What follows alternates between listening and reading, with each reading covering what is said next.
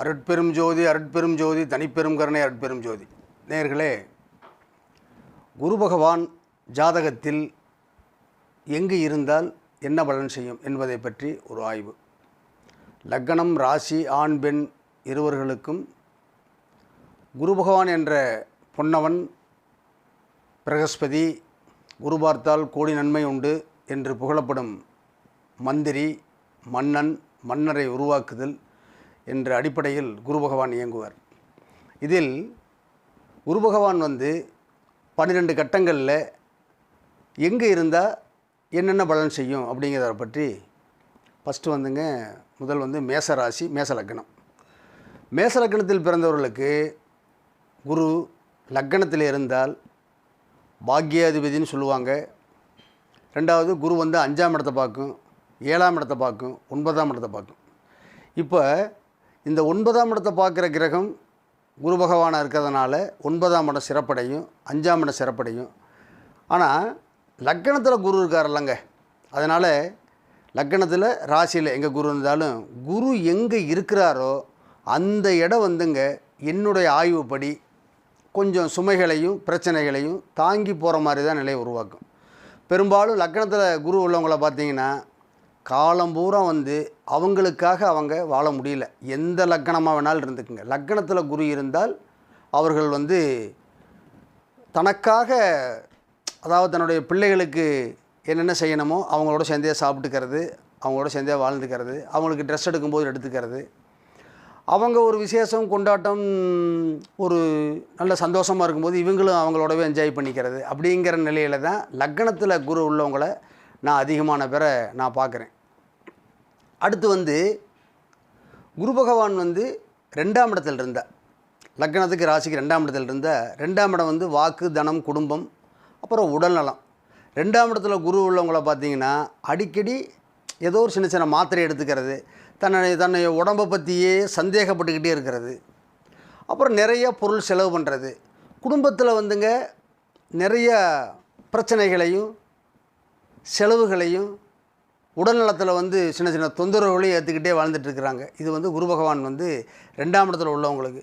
இவங்களுக்கு அந்த 2ஆம் இடத்துலேருந்து 5ஆம் இடமான 6ஆம் இடத்தையும் 8ஆம் இடத்தையும் 10ஆம் இடத்தையும் குரு பகவான் பார்ப்பார். அப்போ கடுமையான உழைப்பு, கடுமையான வருமானம், நிறைய பிரச்சனைகளை தாங்கி போகிறது அப்படிங்கிற நிலையில் குறிக்கும். இது பொதுவாக குரு பகவான் 2ஆம் இடத்துல உள்ளவங்களுக்கு எல்லாமே இப்படி இருக்குது அப்படின்னா அங்கே 3 நட்சத்திரம் இருக்குது, மற்ற கிரகங்கள் அந்த குரு என்ற ஸ்தானாதிபதி நம்ம கவனிக்கிறதா இருக்குது. இது ஒரு பொதுவான பலன். இது அதிகமான நிலையில் இவங்க சந்திக்கிறாங்க அப்படிங்கிறது தான் என்னுடைய ஆய்வு. அதே போல் 3ஆம் இடத்துல குரு உள்ளவங்களை பார்த்திங்கன்னா சகோதர சகோதரிகள்னாலையும் முயற்சிகள்னாலையும் அதிகமாக இவங்க சிரத்தை எடுத்துக்கிறதா இருக்குது. இப்போ 3ஆம் இடம் தைரிய, வீரிய, பராக்கிரமம், அடிக்கடி மனசை விட்டுறது. அப்புறம் அதாவது சாப்பாடு, 3ஆம் இடம் தைரிய, வீரியம் ஒரு மனிதனுக்கு உணவு மூலியமாக வருது. அப்போ அந்த உணவு சம்பந்தமான நிலையில் ஒரு அக்கறை இல்லாமல் இருந்துக்குவாங்க. 3ஆம் இடத்துல குரு உள்ளவங்களை பார்த்திங்கன்னா நேரத்துக்கு சாப்பிட மாட்டாங்க, தன்னைத்தானே வருத்திக்குவாங்க, ஏதோ ஒரு பிரச்சனையை சுமந்துக்கிட்டே இருக்கிறாங்க பொதுவாக. அப்போ எந்த இடத்துல குரு இருக்கிறாரோ அந்த இடத்த குரு கவனிக்கிறதில்ல, அதுதான் உண்மை. அடுத்து 4ஆம் இடம். 4ஆம் இடத்துல குரு இருக்கிறவங்க பார்த்திங்கன்னா அது ஆணாக இருந்தாலும் பெண்ணாக இருந்தாலும் அவங்க 4ஆம் இடத்தில் குரு உள்ளவங்க அந்த குடும்பத்தில் முக்கியமான ஆளாக இருக்கிறாங்க ஒன்று. அடுத்து எல்லா பொறுப்பையும் தான் மேலே போட்டுக்கிட்டு எல்லா வேலையும் எடுத்து செய்கிறாங்க. அடுத்து 4ஆம் இடம் தாய், வீடு, வண்டி, வாகனம், சுகம். இவங்க தாய், அம்மாவுக்கு அடிக்கடி உடல்நலம் சம்பந்தமான விஷயங்கள், தன்னுடைய சுகஸ்தானத்தை பற்றி வீடு, வண்டி, வாகனம் இது சம்பந்தமான சின்ன சின்ன கடன், அதை கட்டிக்கிட்டே வாழ்க்கையை ஓட்டுறது. அப்புறம் அந்த குடும்பத்தில் உள்ளவங்கள பூரா அதிகமாக கவனிக்கிறது. வீடு, வண்டி, வாகனம் சம்பந்தமான நிலையில் அடிக்கடி செலவுகளையும் சிரமங்களையும், கல்வி சம்பந்தமான நிலையில் சின்ன சின்ன தடுமாற்றத்தையும் தான் குரு பகவான் கொடுக்குறார். இது மற்ற கிரகங்கள் திசா புத்தி இதை வச்சு கொஞ்சம் கொஞ்சம் மாற்றங்கள் உண்டாகுது. அஞ்சல் குரு. இப்போ புத்திரகாரகன் புத்திரஸ்தானத்திலே இருக்கலாமா, இருக்கக்கூடாதும்பாங்க. உண்மைதான். பெரும்பாலும் அஞ்சல குரு உள்ளவங்களை பார்த்திங்கன்னா அவங்களுடைய பூர்வீகம், புத்திரர், அவங்களுடைய புத்தி, இது அந்த குழந்தைகள் விஷயமாக, தன்னுடைய பூர்வீக விஷயமாக கொஞ்சம் மனக்கவலையை கொடுக்குது அப்படிங்கிறது என்னுடைய ஆய்வு. 5ல் குரு உள்ளவங்களை பார்த்துக்குங்க, எந்த லக்கணமாக இருந்தாலும் இடப்பெயர்ச்சியும் உண்டு பண்ணிடுறாரு. தான் இடத்துல சொந்த இடத்த வந்து கொடுத்துட்டு வேறு இடத்துல போய் குடியிருக்கிற மாதிரி, அல்லது சொந்த இடம் ரொம்ப கெட்டியாகவும் ரொம்ப நிறையாகவும் இருந்ததுன்னா வெளியூரில் வாசம் பண்ணிக்கிட்டு அடிக்கடி வந்துட்டு போகிற மாதிரி, தன்னுடைய ஊர் தன்னுடைய மக்களை நினச்சி கொஞ்சம் வருத்தப்பட்டுக்கிட்டே இங்கே நம்ம போக முடியல, நான் இங்கேயே இருக்கிறேன் அப்படிங்கிற மாதிரி நிலையை தான் கொடுக்குது. 5ஆம் இடம் அதிகமாக புத்தியை கொடுக்குது. இவங்களுக்கு தீராத ஏதோ ஒரு கவலைகள் இவங்களை தொத்திக்கிட்டே இருக்குது. அதே மாதிரி புத்திரஸ்தானத்தில் வந்து கொஞ்சம் வித்தியாசத்தை கொடுத்துருது. வித்தியாசம்னா எப்படிங்க அப்படின்னா, அந்த குரு இருக்கிற இடத்த பொறுத்து, ஒன்று 2 தாரமா, அல்லது திருமணம் லேட்டாக, அல்லது வந்து நிறைய குழந்தைகளை பெற்றுட்டாங்களா, அல்லது குழந்தைகளே இல்லையா, இது சம்பந்தமாக மன உளைச்சலை குரு பகவான் கொடுக்குறார் 5ஆம் இடத்துல குரு உள்ளவங்க. அடுத்து 6ஆம் இடத்தில் குரு. 6ஆம் இடம் வந்துங்க ரணரோக சத்ருஸ்தானம். அப்போ ரணரோக சத்ருஸ்தானத்தில் குரு இருந்தால் ரணத்தையும் ரோகத்தையும் எதிரிகளையும் அதிகம் பண்ணுறாரா அப்படின்னா அப்படி எடுத்துக்க முடியல. ஆனால் இவங்களுக்கு வாழ்க்கை பூரா வந்து 6ஆம் இடத்துல குரு உள்ளவங்கள பார்த்தீங்கன்னா போட்டினே ஓடும், போராட்டம்னே இருக்கும். அப்போ 6ஆம் இடத்துல குரு உள்ளவங்க அதிகமான பேரை பார்த்திங்கன்னா தாய்மாமன். 6ஆம் இடம் வந்து என்னுடைய கணக்குப்படி, எங்களுடைய முன்னோர்கள் உடைய கணக்குப்படியும், சித்தர்கள் ஞானிகளுடைய கணக்குப்படியும் வந்துங்க, அந்த குரு பகவான் வந்து 6ஆம் இடத்துல இருந்தாருன்னா தாய்மாமனால் ஒரு பிரயோஜனம் நடக்காது. அதாவது தனித்திருந்தால் கண்டிப்பாக தாய்மாமனால் அவங்களுக்கு எந்த விதமான சுகபோகமும் பாக்கியமும் கிடைக்க மாட்டேங்குது. அந்தனர் தனித்து நின்றால் அவருக்கோர் அபகீர்த்தி அப்படின்னு சொல்லுவாங்க. 6ஆம் இடத்துல குரு வந்து அடிக்கடி எதிர்ப்புகளை சந்திச்சுக்கிட்டே இருக்கிற மாதிரி நிலைகளை உருவாக்குது. அப்போ எனக்கு 6ஆம் இடத்துல குரு இருக்குது, எனக்கு எதிர்ப்பு நிறையா இருக்குதுங்க, நான் என்ன பண்ணிக்காதுன்னா அந்த மற்ற கிரகங்களை வச்சு பார்த்து அதை நம்ம ஆய்வு பண்ண வேண்டியதாக இருக்குது. அதனால் தயவு கூர்ந்து 6ஆம் இடத்தில் குரு உள்ள எனது நேயர்கள் அனைவரும் உங்கள் பக்கத்தில் உள்ள ஜோதிடர்கிட்ட கொண்டு கொடுத்து, அது குரு 6ஆம் இடத்துல இருந்தால் என்ன பலன், அதுக்கு என்ன பிரீதி பண்ணிக்கிறது, இதை நானே சொல்லலாம். உங்களுக்கு 6ஆம் இடம்னா உங்கள் லக்னத்துக்கு 6ஆம் இடம் எந்த இடமா வருதுன்னு நம்ம இதை வந்து பொதுவாக தான் பேசுகிறோம். அதனால் 6ஆம் இடத்தில் குரு இருக்கிறது அவ்வளவாக அவங்களுக்கு சிறப்பு கம்மி. எந்த வகையிலேங்க சிறப்பு கம்மி? தாய்மாமன் வகையில் சிறப்பு கம்மி. போட்டி பந்தயம் இது சம்பந்தமான நிலையில் தேர்வு வெற்றி கிடைக்கும், கடுமையாக போராட வச்சு தான் வெற்றி கிடைக்கும் அப்படிங்கிறது 6ஆம் இடத்துல உள்ள குரு பகவான் செய்யக்கூடிய வேலை. 7இல் குரு. இப்போ 7இல் குரு அங்கே ஆட்சி உச்சம் இதெல்லாம் இப்படி இருந்தாலும் கூட 7ஆம் இடத்துல குருங்கிறது நேராக லக்னத்தை பார்ப்பார். அப்போ பெரும்பாலும் 7இல் குரு எந்த லக்னமாக இருந்தாலும் எந்த ராசியாக இருந்தாலும் லக்னத்தை நேராக குரு பார்க்க, குரு இருக்க, குரு நடக்க கோடி தோஷம் நிவர்த்தின்னு சொல்லுவாங்க. அப்போ 7ஆம் இடத்தை குரு பார்க்குறாருல்லங்க. 7ஆம் இடம் வந்து ஃபஸ்ட்டு வந்து கணவனாக இருந்தால் மனைவி, மனைவியாக இருந்தால் கணவன், அப்புறம் நம்மளுடைய பார்க்கக்கூடிய தொழில். 10க்கு 10ஆம் இடம் வந்து 7ஆம் இடமாக வரும். அப்போ நம்ம பார்க்கக்கூடிய தொழில். அடுத்து கூட்டு, நம்மளுடைய நண்பர்கள்.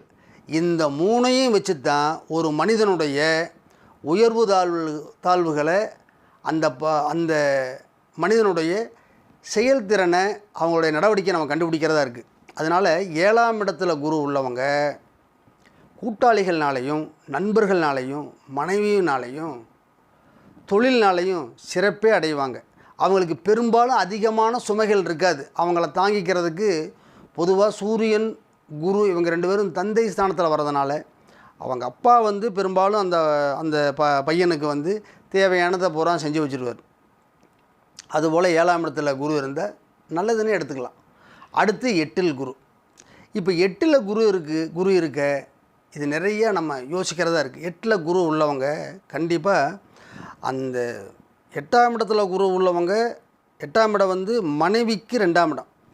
8இல் குரு உள்ளவங்களை அதிகமான பேரை பார்த்திங்கன்னா திருமணம் நடக்கிறது ரொம்ப கஷ்டமாக இருக்குது ஒன்று. அடுத்து மனைவினால் ஒரு சின்ன சங்கடங்களையும் திருப்தி இல்லாமையும் அவங்களால வாழ்கிறத மாதிரியும் அல்லது அவங்களுக்கு அடங்கி போகிறது மாதிரியும் உருவாகுது. என்னுடைய நண்பருக்கு 8இல் குரு, ஆனால் அவருடைய மனைவி வந்து வேலை பார்க்குறாங்க. இவர் வந்து அந்த மனைவியை கொண்டு போய் ஆஃபீஸில் விட கூப்பிட்டு வர இப்படி தான் இருக்கிறாரு. ஆனால் அவர் வந்து என்கிட்ட வந்து நிறையா புலம்புவார். இப்படி வந்து எனக்கு எந்த வேலையுமே கிடைக்க மாட்டேங்குது, என்ன பண்ணுறதுன்னு சொல்லி புலம்புவார். ஆனால் மனைவினால் அவர் சிறப்படைகிறாருன்னு நம்ம நினைக்கிறோம். ஆனால் அந்த மனிதனுக்கு தான் தெரியும் நம்ம இப்படி இருக்கிறோமே அப்படிங்கிற கவலையும் பிரச்சனையும். அதுபோல் 8இல் குரு இருந்தால் நம்ம அந்த ஜாதகத்தை நேரில் பார்க்க வேண்டியதாக இருக்குது. அடுத்து 9ல் குரு. 9ல் குரு இருந்த பாக்கியஸ்தானத்தில் குரு டைரெக்டாக லக்னத்தை பார்க்குறாரு. அந்த இருக்கிற இடத்த பொறுத்து சிறப்புகள் மாறுமே தவிர 9ல் குரு இருந்தால் ஓடி போகிறவனுக்கு 9ல் குரும்பாங்க, அதெல்லாம் கிடையாது. 9ல் குரு இருந்தால் லக்னத்தை பார்க்கும். குரு பார்க்க பல பிரச்சனைகள் தீரும், மங்களம் உண்டாகும். 9ல் குரு இருக்கிறது பெரிய விசேஷம், எல்லா நன்மைகள் நடக்கும். இதில் நம்ம 9 குடையவரை நமக்கு கவனிக்க வேண்டியதாக இருக்குது. இதே போல் அந்த லக்னத்தை பார்த்துருவார். அடுத்து 5ஆம் இடத்தை பார்த்துருவார். நல்ல நல்ல நிலைகளில் குருவுடைய தீட்சை பார்வை விலகும். அதனால் குரு பார்க்கும்போது சிறப்புகள் உண்டாகுது. 9ல் குரு உள்ளவங்க சிறப்பாகவே இருக்கிறாங்க எனக்கு தெரிஞ்ச வரையிலும். 10ல் குரு. 10ல் குரு இருக்கிறது 10ல் குரு இருந்தால் பதவி பறிபோகும்பாங்க. அப்படி இல்லை, 10ல் குரு இருந்தால் அந்த இடம் தொழில் ஜீவனம். எப்படி இந்த 3ஆம் இடத்துக்கு இந்த சாப்பாடு விஷயத்தை பேசணும், அது மாதிரி 10ல் குரு உள்ளவங்களை கவனிச்சிங்கன்னா நேரத்துக்கு அவனால் சாப்பிட முடியாது, அந்த அளவுக்கு வேலை இருக்கும். எல்லாம் 10 பேர்த்த கூட அவங்க வேலைக்கு வச்சுக்கிட்டாலும் அந்த 10 பேர்த்து கூடவே இவங்க இருந்து பார்க்குற மாதிரி நிலையத்தான் உருவாக்குது. 10ல் குரு இருக்கிறது சிறப்பு அப்படின்னு எடுத்துக்கலாம், சிரமம்னு எடுத்துக்கலாம், தோல்வின்னு எடுத்துக்க முடியாது. அது வெற்றியே தன்னுடைய மனநிலையை பொறுத்து தான். அதை நம்ம இப்போ பிஸி ரொம்ப வேகமாக இருக்கிறேன், எனக்கு ஓய்வே இல்லை அப்படிங்கிறாங்கல்ல, அவங்கள பூரா பார்த்திங்கன்னா 10ல் குரு உள்ளவங்க. அடுத்து 11ல் குரு. 11ல் குரு உள்ளவங்க லாபஸ்தானம். அப்போ பயங்கர தைரியம், பார்த்துக்கலாம்.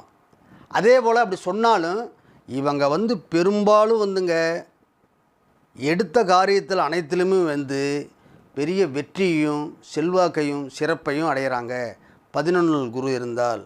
இது ராசி லக்னம் எப்படி இருந்தாலும் ஆண் பெண் யாராக இருந்தாலும் 11ல் குரு இருக்கிறது பொன்னவன் 11ல் ஏற எண்ணியதெல்லாம் தின்னம்னு ஒரு கவி உண்டு.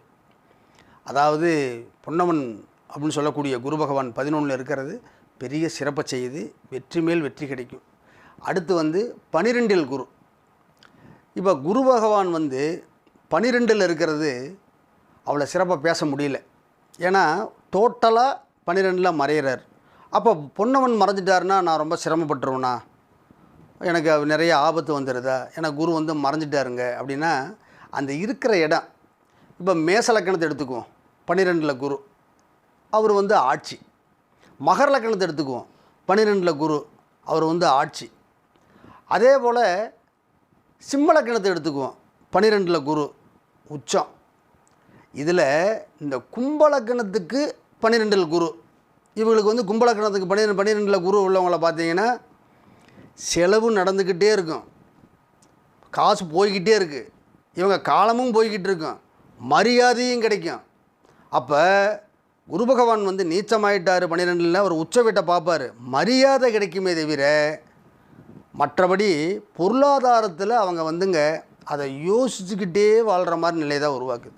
அதனால் நேயர்களே 12ல் குரு இருப்பது அவ்வளவு ஸ்லாக்கியம் இல்லை என்பது என்னுடைய கருத்து. மேலும் இந்த பொதுவாக குரு பகவான் என்பவர் எந்தெந்த கட்டத்தில் 12 கட்டங்களில் எங்கே இருந்தாலும் அந்த இருக்கிற கட்டத்துக்கு, இப்போ ஒரு மனிதனுக்கு லக்கணத்தில் இருந்தார்னா அதிகமான உழைப்பு, 2ல் இருந்தார்னா நிறையா செலவு, 3ல் இருந்தார்னா மனசை பற்றி போட்டு குழப்பிக்கிட்டே இருக்கிறாங்க, 4ல் இருந்தார்னா தாயார் வீடு வண்டி வாகனத்தை பற்றி அடிக்கடி சிந்தனைகளும் வேதனைகளும் உருவாக்குது, 5ஆம் இடத்துல இருந்தாங்கன்னா பிள்ளைகள்னால இந்த சொத்தை அவங்களுக்கு தர்றதா இவங்களுக்கு தர்றதான்னு குழப்பம், பிள்ளைகளால் சின்ன சின்ன சிரமம், பிள்ளைகளால் சில வேறுபாடுகள், 6ஆம் இடத்துல தாய்மாமனால் 6ஆம் இடத்துல குரு பகவான் இருந்தாருன்னா தாய்மாமனால் எந்த விதமான பிரயோஜனமும் இல்லை, அவங்களால பெரிய தலைவலியாக தான் இருக்கும். எனக்கு தெரிஞ்ச வரல 6ல் குரு உள்ளவங்களாம் பார்த்துக்குங்க.